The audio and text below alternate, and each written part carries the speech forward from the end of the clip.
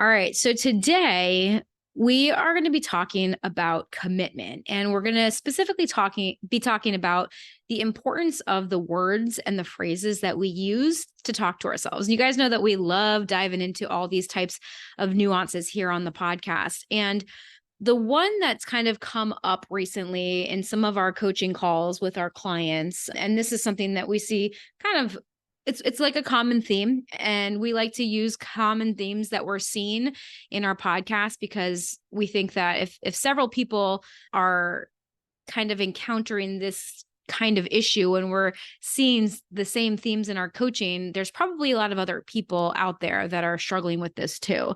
So the one phrase that we're kind of going to dive a little bit deeper into today is, I'll give it a try.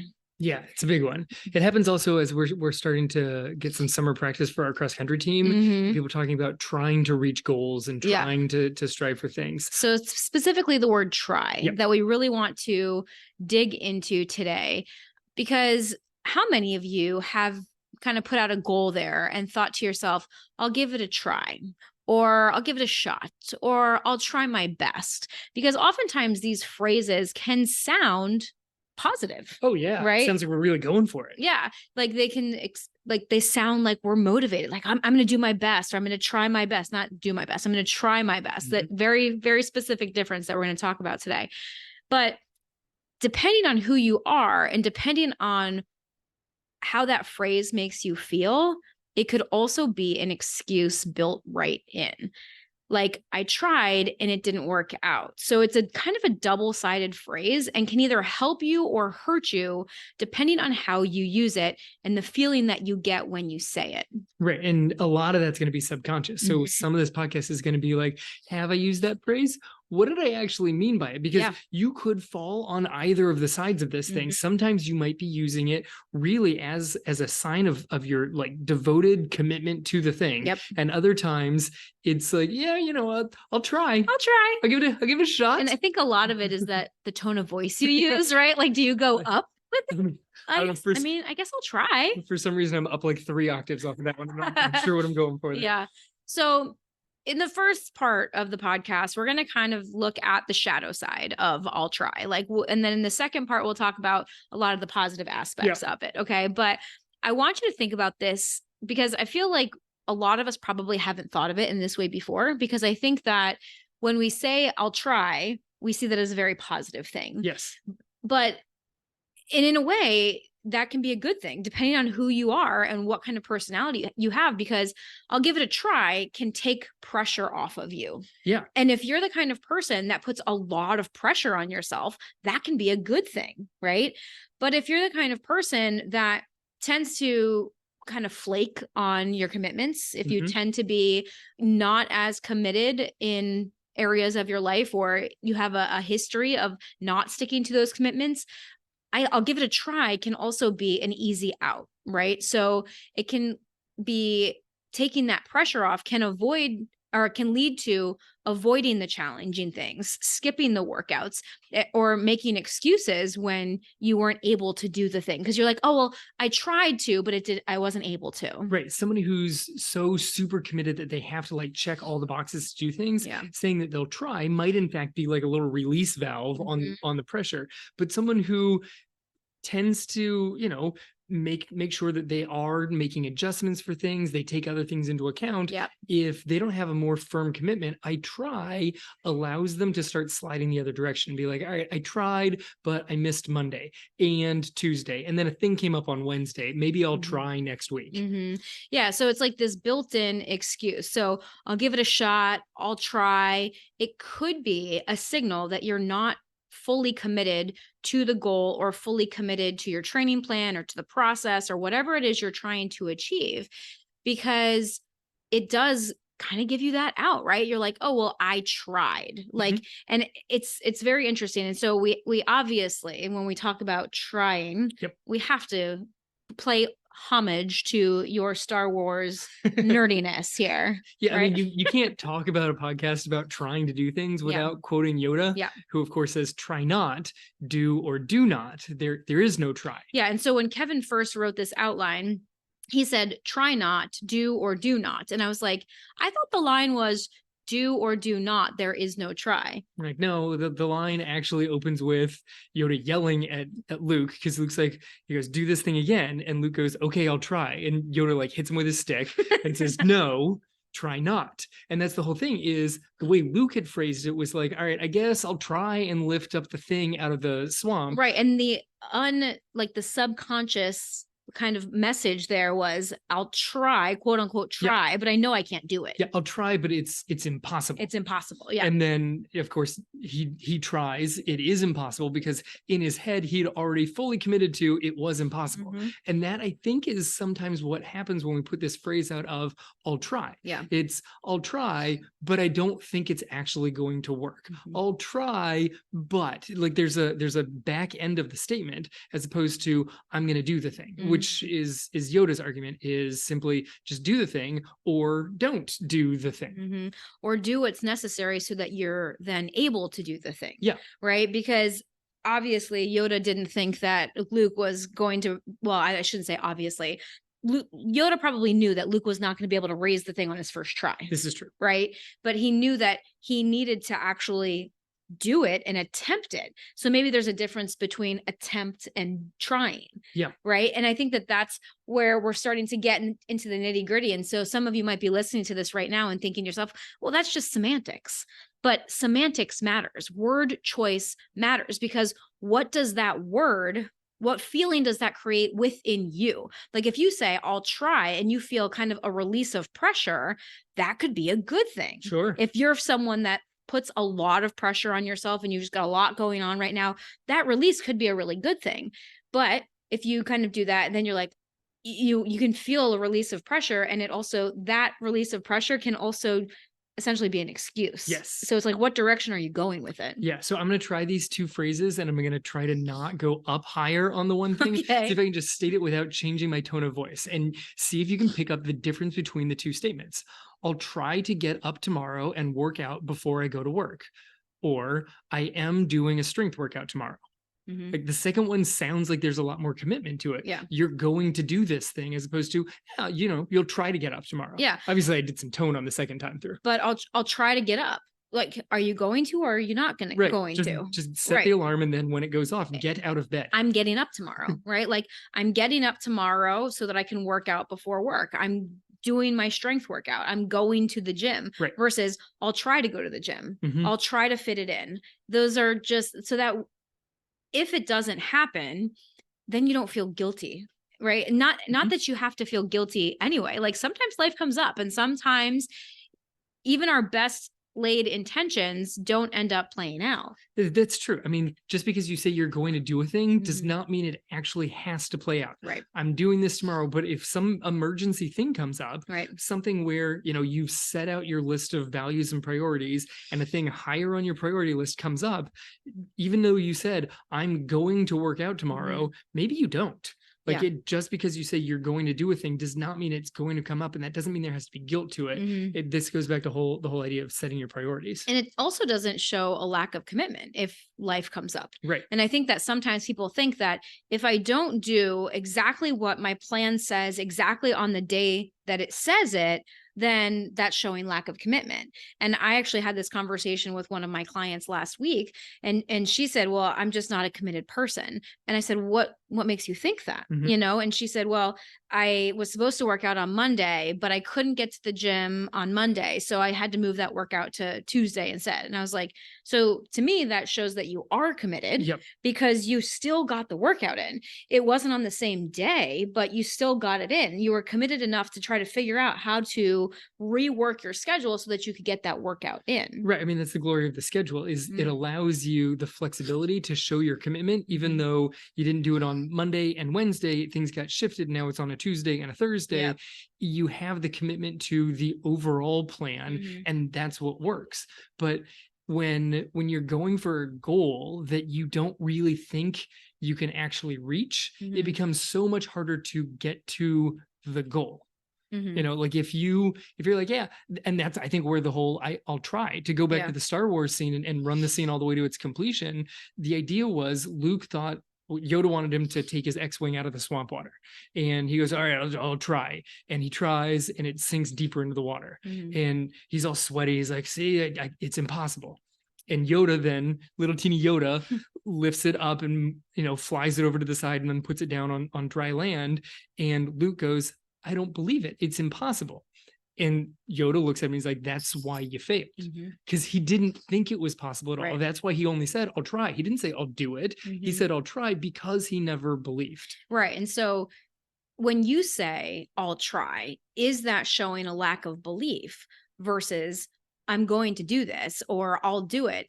And just be open about the timeline, because I think this is one of the places we get stuck, is thinking, okay, I'm going to do this thing, but in our heads, we have this timeline on it. Yeah. Right. And so then we say, well, I'll try to do it, or I'll try to get it in, because again, we've chosen this arbitrary timeline. But if instead of choosing a timeline and saying, well, I'll just try, what if you let go of the timeline and said, I'm going to do this thing, and allow it to take however long it's going to take? But that shows a different level of commitment. Yeah. Right. I'm going to do it.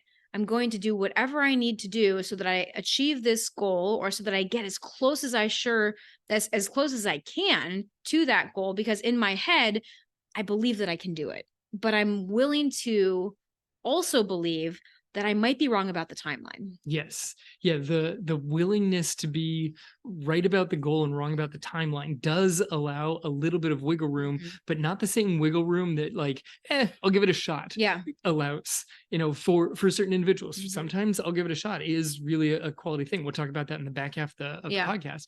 But no, you're right about the openness to changing the timeline. Yeah. Because then your commitment is not to the final result. Your commitment can be to, what are you doing today? The process To get towards that final step. Right. Yeah. You're committed to the steps necessary to achieve the goal. Yeah. Even if you don't get there, you're committed to that process.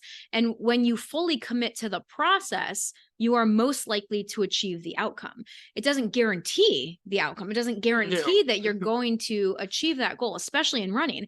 There's so many times that we can be perfectly prepared, right? So well prepared, but you go out on race day and you just fall flat, or the weather is out of your control and it's super hot that day, or for some reason the fueling that you're using messes up your stomach and you have to take multiple bathroom breaks on the course, and you don't end up hitting the goal time, even though you were trained for it, even though in other conditions you might have been able to achieve that thing. Yeah. I mean, you put out a couple of things that are beyond control. Yeah. Maybe you had trained the food and for some reason didn't work on that day, or the weather. Like the raisins. But sometimes you are perfectly prepared and you just go out and it falls flat on that particular day. That day just doesn't work for you. If you've been running any amount of time, you know that sometimes you just had out on a day and you don't feel good and you can't figure out what the reasoning is behind it. You're like, I don't have these extra stresses. I slept well. I'm eating fine. And it just doesn't feel good.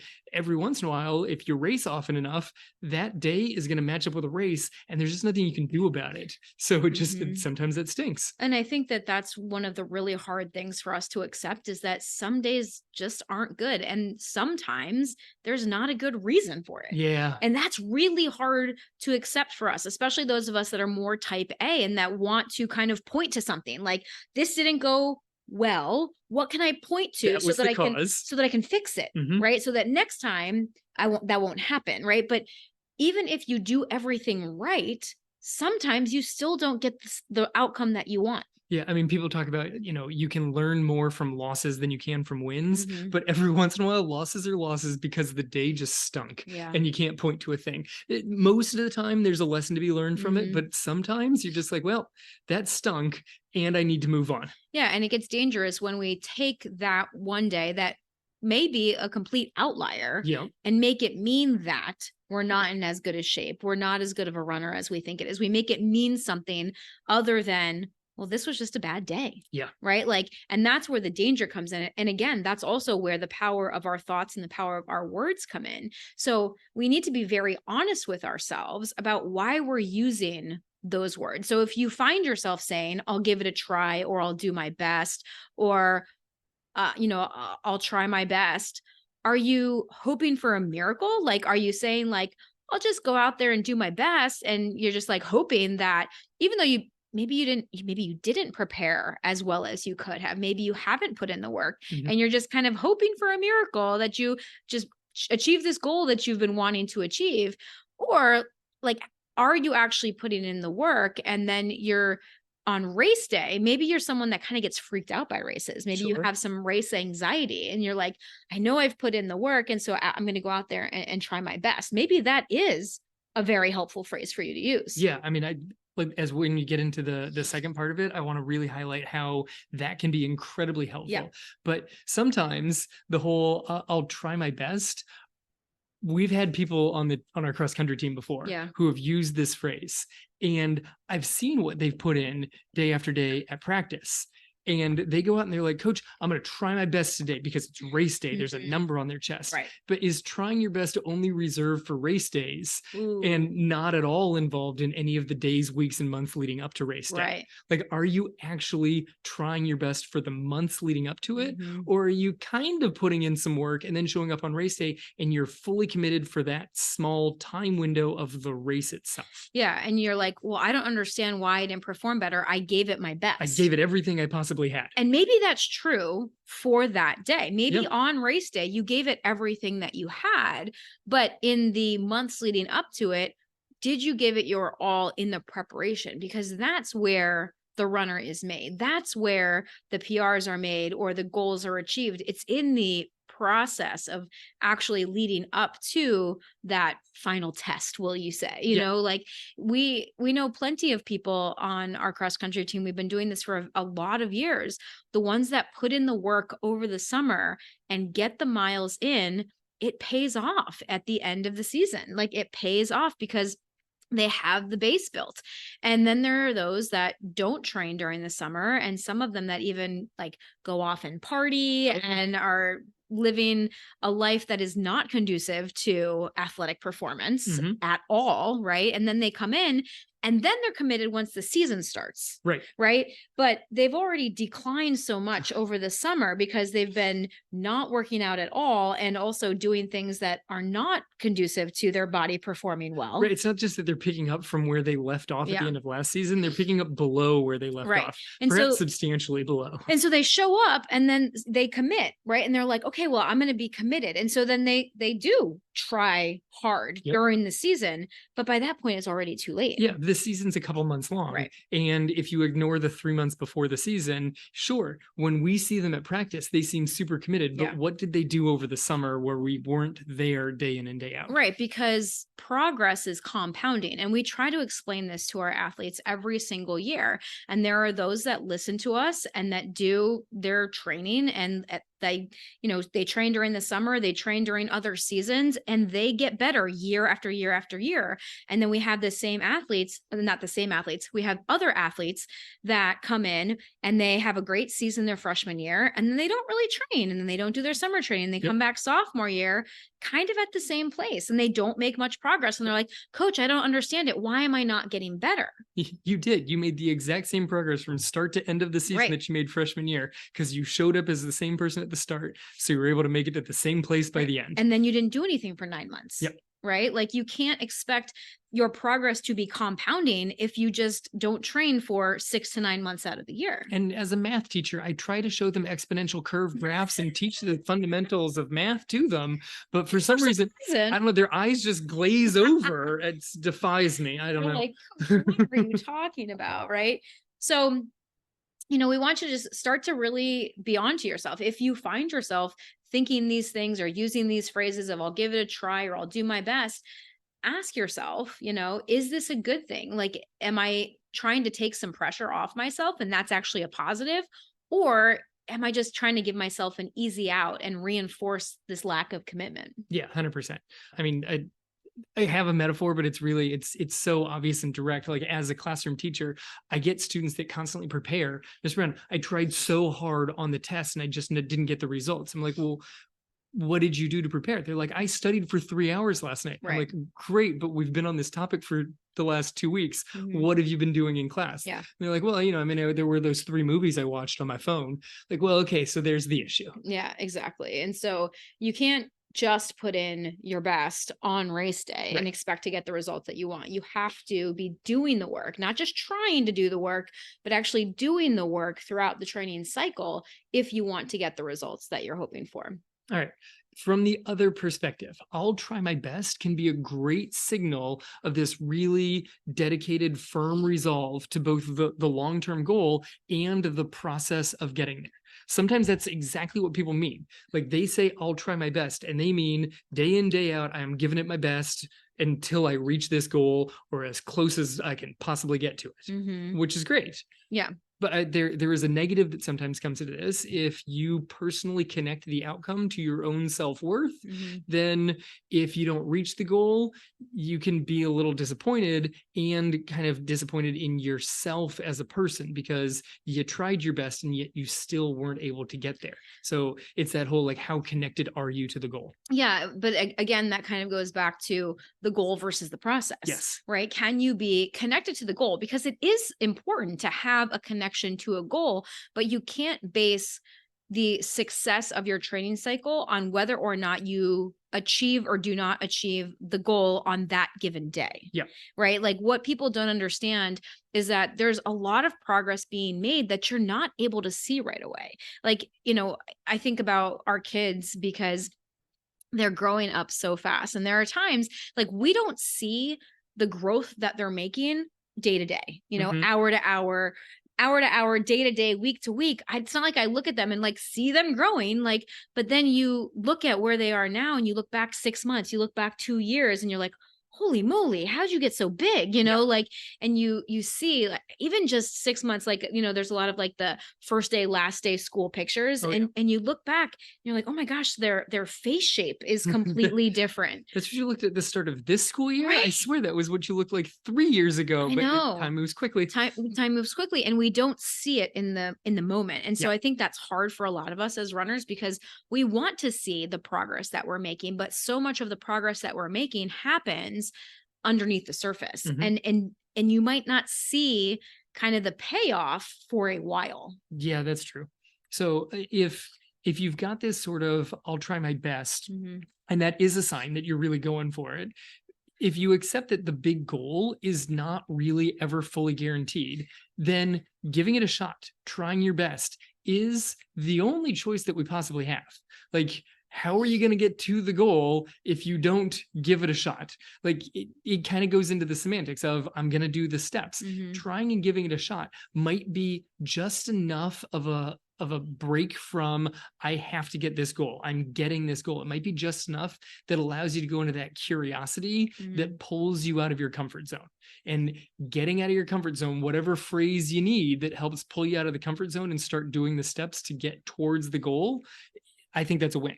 If you're not using I'll give it a try as an excuse maker, but you're giving it to say, yep, I'm going to give it a try and see how this goes, because that's enough to take the pressure off of you and allow you to actually start. That's interesting. Like, do you feel like you have kind of said this to yourself before and used this in different ways? I use this phrase the closer I get to a race. Okay. I think that you could use it at the very start of a training cycle to get yourself going. But I also think that it's really good closer to the race we get to. When I've gotten close to races and people are like, are you going to win the thing? My response is usually, I'll give it a shot. Yeah. Because I have no control over who else is going to show up. So that's what I got. So maybe it's a helpful phrase when there are things out of your control. Yes, I think it's a good one of, I will try my best, but I'll do what I can. Yes. Yeah, I'll do my best. So that's going back to our semantics. I'll try my best versus I'll do my best. Yes. Do you see a difference? Yeah, I mean, when I'm right up against the start of a race, as I'm heading to the starting line, I use those phrases interchangeably. Yeah. I'm going to go do my best. But in your head, they feel the same. In my head, they feel the same when I'm using them. Yeah, and that's what matters, I think, right? Exactly. It's the feeling that you get. So if you say, I'll try my best or I'll do my best, and to you, that's what? What's the feeling when you say something like that? To me, that's empowering. Empowering. Yeah. So that's a really good feeling to have. Yeah. That's going to lead you to the actions that you need to take in order to get the results or possibly get the results, have the best chance at getting the results that you want. That's the thing, is you just want the best chance at getting the Yeah. results. When the goal is so big, all you really want is the best chance of Mhm. possibly achieving it, because Yeah. the goal might be so big that you can't get it. Mhm. So you want to have the best mind frame to say, I want to be in the best possible position to get Mhm. it. I've put in the work, I've put in the training, and now it's time to do the thing right now, the thing right Mhm. in front of me to give it a shot to reach the goal. Mhm. I'm going to do my best. Yeah. And if you saying I'm going to do my best and you feel empowered, that's a Mhm. very beneficial thought, Super right? beneficial. But if other people are like I'm going to try or I'll try my best and they kind of feel like they're letting themselves off the hook, Yeah. then maybe that's not the best phrase for them to use. I mean, if you head to the starting line of a race and you say, I'm gonna try my best, knowing fully well that at the 2/3 point, at the halfway point, that Mhm. it's gonna start getting really hard and really painful, and trying your best is like, well, I put myself here, but now it's really painful, and I'm gonna end up having to slow down. Mhm. But But is I that your I best? tried my best. Is that your best though? I don't think it is, Right. but if you go into it with, I'll try my best, and in your head that's already giving you an out, then when it gets difficult, you can be like, well, I tried my Yeah. best. Well, I also think that it's different when you use this phrase during a race or Mhm. right before a race versus Yes, in your training leading up to a race or just in your training for whatever goal it is that you're trying to of achieve course. right now, right? So there are some times that I'll ask athletes, I'm like, how many times can you commit to working out per week? Like how Mhm. many days per week can you commit to? And they're like, well, I'm not quite sure. And I was like, can you do 4? And they're like, well, I'll try. And I'm like, no, No, what can you how commit many to? can you commit to? And I think that's where it becomes different. It's not, oh, I'll try to get in 4 days. It's Right. like this is my training plan. I'm going to do this training plan to the best of my ability. Of course, sometimes things are going to come up, but are you actually committing to the plan that's going to give you the best chance of achieving the results that you want? Right, because if you set up a plan, I mean, this is the benefit of having a plan that works for you. Yeah. If you're committed to a plan and you say, yes, I can do 4 days, Mhm. then you need a plan that's working with 4 days. Yep. If you can do 4 days, don't make a plan that has 6 and say, well, Mhm. I'll give it a try for 6, Yeah. but I might fall back on 4. That's setting yourself up for failure. You're going to feel like you're incomplete and ill prepared when you get to Mhm. the end of the plan. Make a plan that makes sense for you, for what you are Mhm. fully able and committed to do. Yeah, and if you feel like that plan is really, really stretching you way outside your comfort zone, that might be too much for you right now. Yeah. Like if you're someone that is currently running 3 days a week and you start talking to someone or looking up plans online or in your app and you're like, oh, I want to train for a marathon. And it's like a 6 day a week marathon plan. You're like, I don't know if I can do that. That's too big of a jump. Yeah. So, but if you're like, okay, yeah, like I can get on board with that. Like I can adjust my schedule. I can make some sacrifices in other areas. I can make this work. That's a different level of commitment that you're bringing to it. Yeah. And I mean, that's really what it is it's able to take it from, I'll give it a shot, Mhm. but I might not be able to do it, versus this is what I can do. This is what I can be fully committed to. Yeah. I heard a phrase the other day on a podcast that I was listening to, and I wrote it over here on my whiteboard. And the phrase was, I don't do my best. I do what is required. Right. And you wrote that down, and then we had a little discussion over this Yeah. because I Well, interpreted because it my differently than you daughter did. and one of our daughters like asked me about it. She's Yep. like, Mom, what does that mean? Yep. So how did you interpret that? So I had just heard a similar phrase Uh-huh. from the guy who just won Western States. Hmm. So it's actually not at all that phrase, but it's close enough that that's how I interpret it. And these are the discussions that we have, you guys, while we're preparing dinner Yeah. or washing dishes. It's awkward dinner conversations. It's not. But I love it's not usually, I mean, sometimes it's during dinner, but a lot of times it's just like Kevin and I, cleaning up or prepping food in the kitchen. And it's just like, hey, I listened to this podcast today and it said this thing. What do you think about that? right. Yeah. These are the discussions. Yeah. So the guy who just won Western States was talking about his training going into it. And his phrase, and I don't remember the exact way, but he said that in preparation for the race, he did what was what was needed. He did exactly what was necessary to meet the demands of the race, but nothing beyond. Like his focus was not to do as much as he possibly could. Mhm. His focus was to do as little as was necessary. Yeah. And that's a really good way of looking at Yeah. things, right? Of like, I didn't do as much as I could. I did the least amount necessary to achieve the outcome that I wanted. And the outcome he wanted was winning the race. Right. One of the like most challenging races with one of the deepest fields. That was the goal. Mhm. So it's not like he slacked off in preparation for it, but there were workouts, you know, day in, day out on a certain workout. Maybe he could have pushed harder, but he knew the long-term goal was, I don't need to push harder today. Mhm. I need to push hard enough so that my plan is sustainable over a long term. Exactly, because there are often times that we can do more, Yeah. but doing more is not going to benefit us. Right. Right. And I think that that's one of the traps that a lot of runners fall into, kind of on a side note, is this trap of like more is better. Mhm. And if I do more, I'll get better results. And that is not true. Right. Like it is not true that more is always better. More is sometimes better, right? Depending on what you're doing, more is sometimes better. But if you're doing more just for the sake of doing more, there might not be any benefit, and it might actually be detrimental to your success and actually move you in the opposite direction of the goal you want to achieve. Yeah, there's a Venn diagram involved in this somewhere of more and better and overlap, but there's the third circle of Yeah. more and better and worse. Mhm. And the circle that's better and the circle that's worse both include areas of more. Mhm. And so when I heard this phrase of I don't do my best, I do what is required, it made me like, I liked it, right? Mhm. And that's obviously why I wrote it over here on my whiteboard, because I kind of wanted to kind of think on it and meditate on it a little bit more.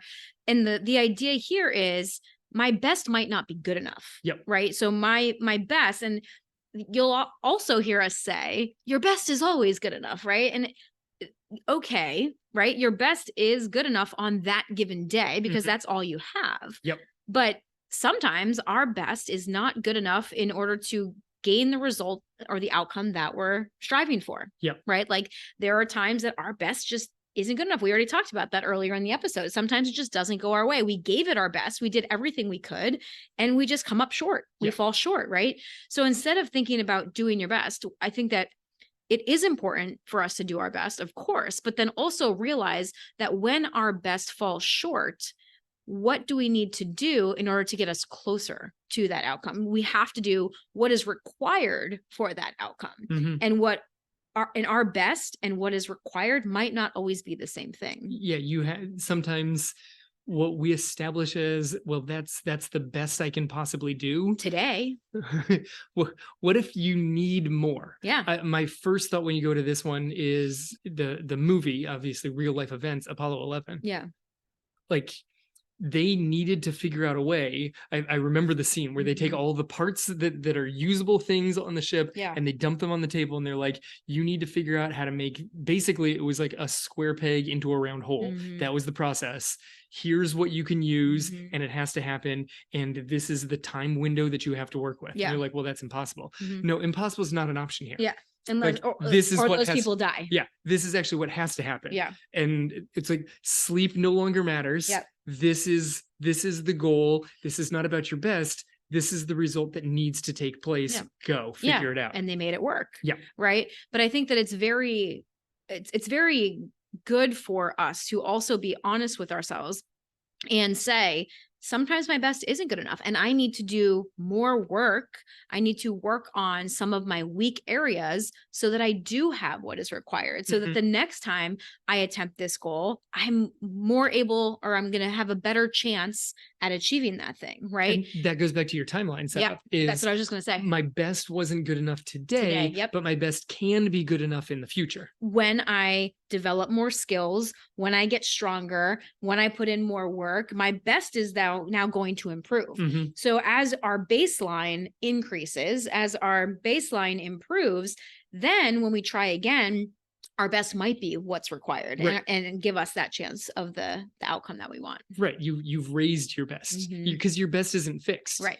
Like that's the thing is if you talk about your best on a given day, I did my Mhm. best that I had, given the tools that I brought to the table today, Yeah. that was my best. Okay, great. Mhm. But if your best didn't reach the goal and you still want to pursue the goal, Mhm. you need to keep Well, you need to keep trying. Yeah. Well, and or doing, depending on your perspective. depending on your perspective. And I think that that's where it can be beneficial, right? Because if we say that we're trying for a goal, in a way, it can give us a little space like Mhm. between us and the goal. Yep. And that can be beneficial for a lot of people. Because if we are someone that in the past maybe has attached our our self-worth to the outcome Mhm. or our complete identity to that outcome, Yep.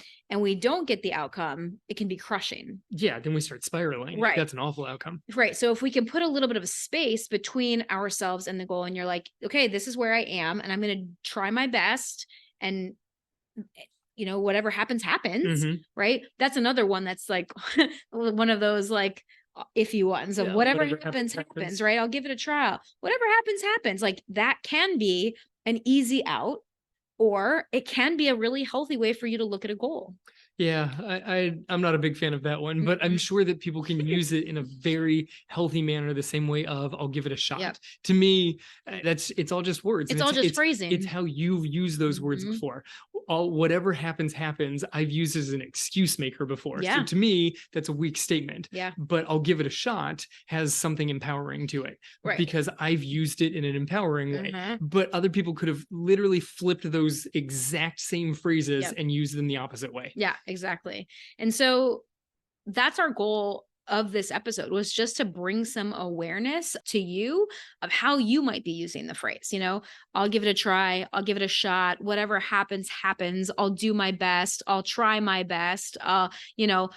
How are you using these phrases and in what context in your training? Are you giving yourself kind of an out on your weekly runs where you're like, oh, I'll try to get up in the morning, right? Versus I'm going to go out there, do everything I can, and then show up on race day and give my best or try my best, right? Mhm. There's different ways that we can use it. So, how are you using these phrases or some variation of the phrase? And I would love to know, as you kind of do some self reflection on this, reach out to me on Instagram at Real Life Runners, or, oh, actually, I'm on Threads now Ooh, too. thread it up. Threads is a new app for those of you that might not be familiar. It's basically Instagram's version of Twitter. So I feel like Threads is just kind of like a more friendly place for some people. Like you're seeing, it's an interesting place to be right now because it's brand new. It's like the first week of it. Yeah, and you never lived in Twitter, I so never lived in Twitter. Yeah, because it was just like too much to like build a following on another platform. But Threads is nice because like if you are already following us on Instagram and you come over and have an account on Threads, you can click a button that you can just automatically follow everyone that you're following on Instagram, which Yep. is really nice. But anyway, Instagram, Threads, reach out and let me know, is there another phrase that you use that kind of lets you off the hook or that also helps you in some way that kind of takes some of the pressure off of yes. you? Do you have a pressure release valve Yeah. that isn't I'll give it a shot? Yeah, exactly. All right, you guys, thank you so much for joining us. If you like this episode, please feel free to share it with a friend. And if you haven't yet, please leave us a review on Apple Podcasts so that we can reach more runners and help spread the love, because we show up here every week and try to give you guys content that's going to help you turn into the physically and mentally stronger runner that you want to be. And we just want to help more people. And when you leave us a review, that's like a little thank you note to us, letting us know that you appreciate and value the content that we provide you every week and want to help others find it too. At least that's the content we try to provide. Yes. Do or do not, Kevin. Thank you. There we go. All right, you guys. This has been the Real Life Runners podcast, episode number 316. Now get out there and run your life.